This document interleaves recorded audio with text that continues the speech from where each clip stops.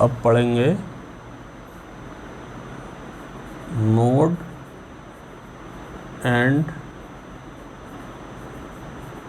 Nodal plane.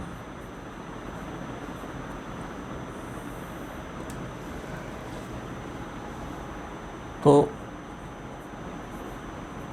Orbital में देखते हैं,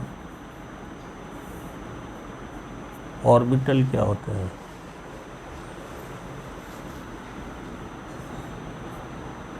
नाभिक के चारों ओर का वह क्षेत्र जिसमें इलेक्ट्रॉन के पाए जाने की संभावना अधिक होती है, वे ऑर्बिटल का निर्माण करते हैं। अब इसमें ऑर्बिटल क्या होंगे, ये नाभिक है और इसके चारों तरफ इलेक्ट्रॉन पाए जाते हैं। इलेक्ट्रॉन नाभिक के चारों तरफ चक्कर लगाते हैं, लेकिन इलेक्ट्रॉन ये सभी जगह नहीं पाए जाते। अब यहाँ पे देखें तो इलेक्ट्रॉन केवल ये यहाँ पर होंगे और यहाँ पर इलेक्ट्रॉन नहीं होंगे, फिर इसमें इलेक्ट्रॉन होंगे। तो ये जानकारी हमें साई और साई स्क्वायर से मिलती है, PSI साई, इसे साई बोलते हैं, वेव फंक्शन कहलाता है ये। तो इसकी जानकारी हमें साई और साई स्क्वायर से मिलती है। तो साई और साई स्क्वायर की वैल्यू जहाँ 0 होती है, साई या साई स्क्वायर की वैल्यू जहाँ 0 होती है, वहाँ इलेक्ट्रॉन डेंसिटी 0 होती है, इलेक्ट्रॉन नहीं पाए जाते हैं। तो ऐसा क्षेत्र जहाँ पर साई और साई स्क्वायर की वैल्यू 0 होती है, वे नोड या नोडल प्लेन कहलाते हैं।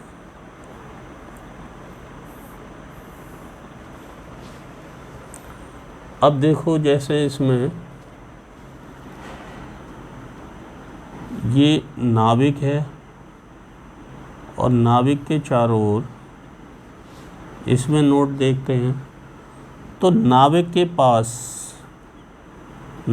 पास देखें हम तो इलेक्ट्रॉन डेंसिटी ज़्यादा होती है। जैसे जैसे हम इससे दूर हटते जाएंगे, इलेक्ट्रॉन डेंसिटी कम होती जाएगी।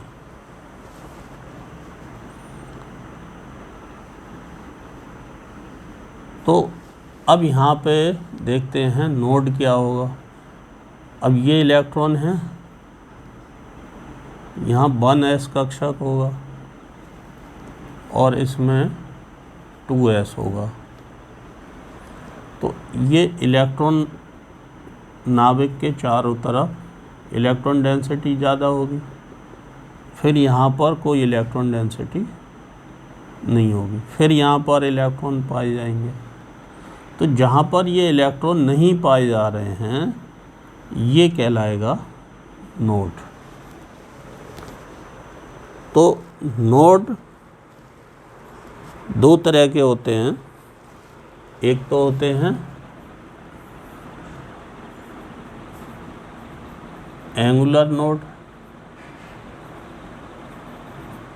इन्हें बोलते हैं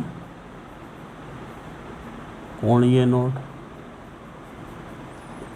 और दूसरे होते हैं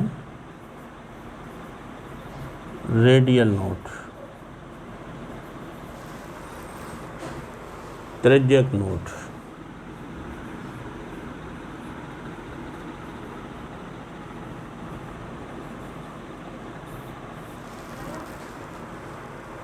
अब किसी भी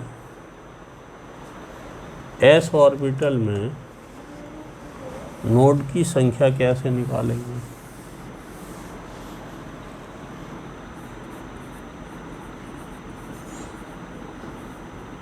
किसी भी एस ऑर्बिटल में नोड की संख्या एल के बराबर होती है और किसी भी एस ऑर्बिटल में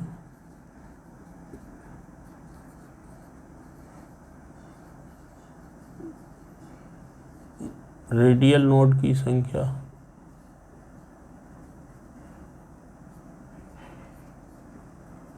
n माइनस एल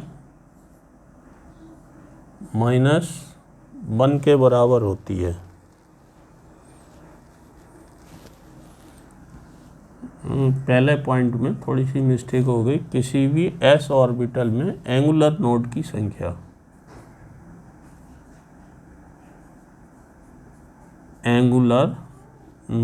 संख्या ये एल के बराबर होगी और रेडियल नोड की संख्या n माइनस एल के बराबर होगी। और एन एस ऑर्बिटल में नोड की कुल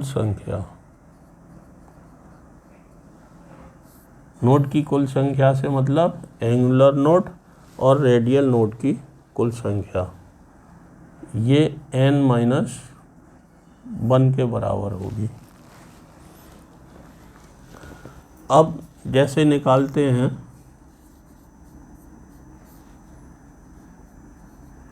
1s ऑर्बिटल में एंगुलर नोड की कुल संख्या, तो s ऑर्बिटल के लिए l की वैल्यू कितनी आएगी 0। तो यहाँ पर एंगुलर नोड कितना होगा, एंगुलर नोड 0 और radial node n minus L minus 1 से n की वैल्यू 1 माइनस 0 माइनस 1 0 आएगा। तो एंगुलर नोड और radial node total node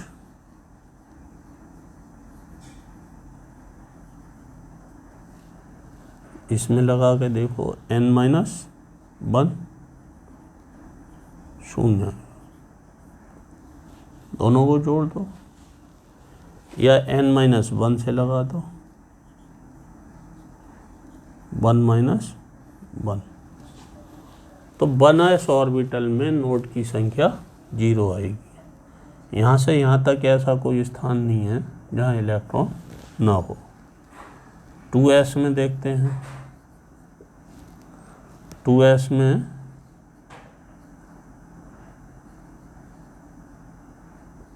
angular node l की वैल्यू कितनी है 0। Radial node n minus L minus 1 2 minus 0 minus 1 1 total कितने आ गए 0 और 1 1। या डायरेक्ट इस फॉर्मूले पे लगा के देख लें n माइनस 1 2 माइनस 1 बराबर 1। 2s में एक नोड होगा और वो भी रेडियल नोड होगा।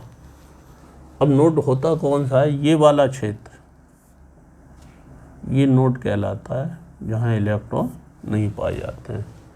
इलेक्ट्रॉन नाभिक के चारों तरफ निश्चित कक्षाओं में पाए जाते हैं, यहाँ नहीं पाए जाते। अब 3s में देखते हैं। 3s में एंगुलर नोड l के बराबर होंगे 0 होंगे। Radial node n minus L minus 1, 3 minus 0 minus 1, 3 minus 1 बराबर 2। तो टोटल नोड 0 प्लस 2 2 हो गए, या n माइनस 1 से निकाल दें, 3 माइनस 1 2। अब 2s में जो नोड होंगे वो एक ये हो गया, और एक इनके बीच का क्षेत्र ये वाला, इलेक्ट्रॉन यहाँ होंगे ये,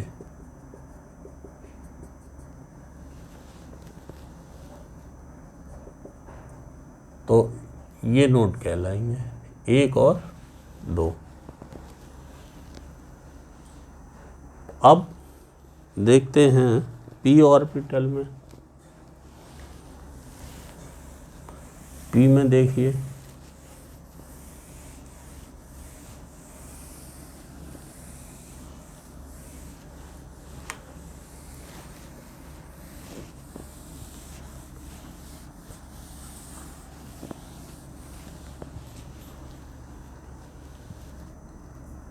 n बराबर 1 की वैल्यू में p ऑर्बिटल नहीं होता है, ये 2p से स्टार्ट होता है p orbital, 2p 3p 4p इनमें। तो पहला कौन सा होगा, एंगुलर नोड L के बराबर होगा S P D F, इसके लिए L की वैल्यू 0 1 2 3 होगी। तो एंगुलर नोड की वैल्यू P के लिए कितनी होगी, 1। और radial node N minus L minus 1, 2 minus 1 minus 1, radial node 0, total node 1 plus 0 1, या n माइनस 1, 2 माइनस 1 1। यहाँ से निकालें चाहे यहाँ से निकालें। 3p के लिए एंगुलर नोड कितने होंगे, L के बराबर होंगे 3 होंगे। Radial node N minus L minus 1, 3 minus 1 minus 1, 3 minus 2 कितना हुआ 1।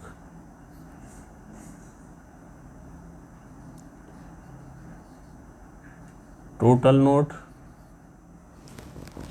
एंगुलर नोड P के लिए कितना होगा, L की वैल्यू 1 होगी यहाँ पे। तो टोटल नोड कितना हुआ, 1 प्लस 1 2, या n माइनस 1 से 3 माइनस 1 2। यहाँ से निकालें या फिर यहाँ से निकालें। 4p के लिए देखते हैं, इसके लिए एंगुलर नोड L के बराबर होगा, L की वैल्यू 1 होगी। Radial node N minus L minus 1, N की वैल्यू 4, 1 माइनस 1, 4 माइनस 2 2 के बराबर होगा। टोटल नोड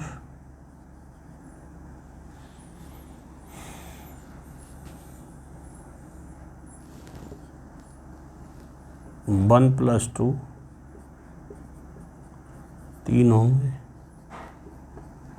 या n-1, n की वैल्यू 4 - 1 3, यहाँ से निकालें या फिर यहाँ से निकालें। ये इस तरह से हम एंगुलर नोड और रेडियल नोड निकालते हैं। नोडल प्लेन कैसे निकालते हैं?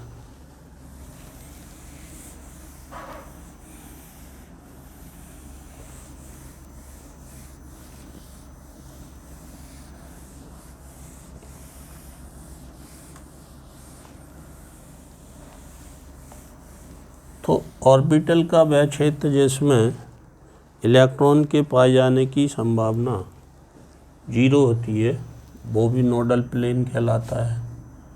तो एस ऑर्बिटल के लिए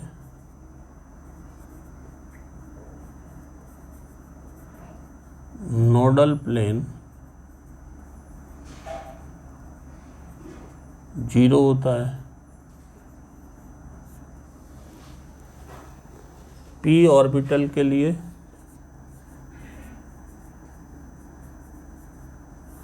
नोडल प्लेन निकालते हैं। तो पी ऑर्बिटल की जो शेप होती है, ये 3 पी ऑर्बिटल होते हैं, पी एक्स, पी वाई और पी जेड। तो पी ऑर्बिटल की शेप डंबल के आकार की होती है। पी एक्स, ये एक्स अक्ष है और ये वाई अक्ष है। तो इसके जो लोब होते हैं, तो ये वाला पॉइंट जो है जहाँ पर ये दोनों लोब आपस में मिलते हैं, यहाँ पर इलेक्ट्रॉन डेंसिटी 0 होती है। तो जहाँ इलेक्ट्रॉन डेंसिटी 0 होगी वो कहलाएगा नोडल प्लेन। तो दोनों लोब जहाँ पर जुड़ रहे हैं वहाँ पर एक नोडल प्लेन होगा। यहाँ पर इलेक्ट्रॉन डेंसिटी यहाँ पे मैक्सिमम होगी, लोब के इधर मैक्सिमम होगी, और जैसे इधर को आएंगे वैसे इलेक्ट्रॉन डेंसिटी कम होती जाएगी, और यहाँ पर इलेक्ट्रॉन डेंसिटी 0 होगी। तो ये कहलाएगा नोडल प्लेन। तो पी ऑर्बिटल में, पी एक्स ऑर्बिटल में एक नोडल प्लेन होता है। इसी तरह से पी वाई में देखते हैं, सेम स्थिति होगी। इसके लिए ये नोडल प्लेन होगा। और पी जेड में एक्स, वाई और ये जेड होगा, इसका ये नोडल प्लेन होगा।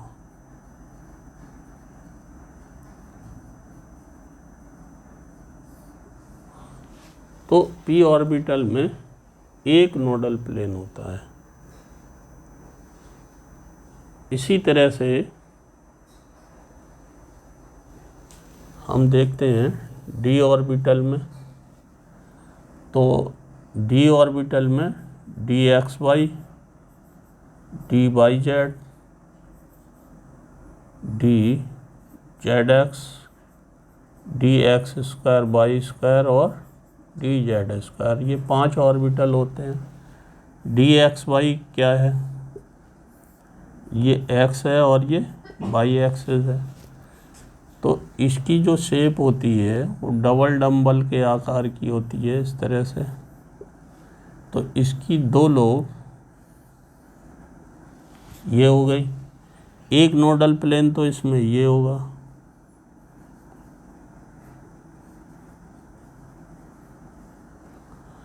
और D X Y, sorry, X और वाई के बीच में लोब होंगे, डी एक्स,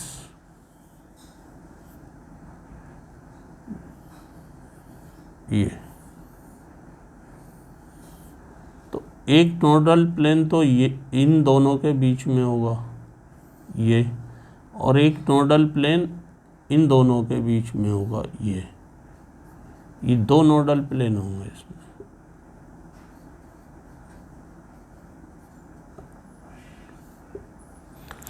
इस तरह से डी एक्स वाई में नोडल प्लेन होते हैं, डी वाई जेड में होते हैं, डी जेड एक्स में होते हैं, और डी एक्स स्क्वायर और डी जेड स्क्वायर में नोडल प्लेन नहीं होते हैं।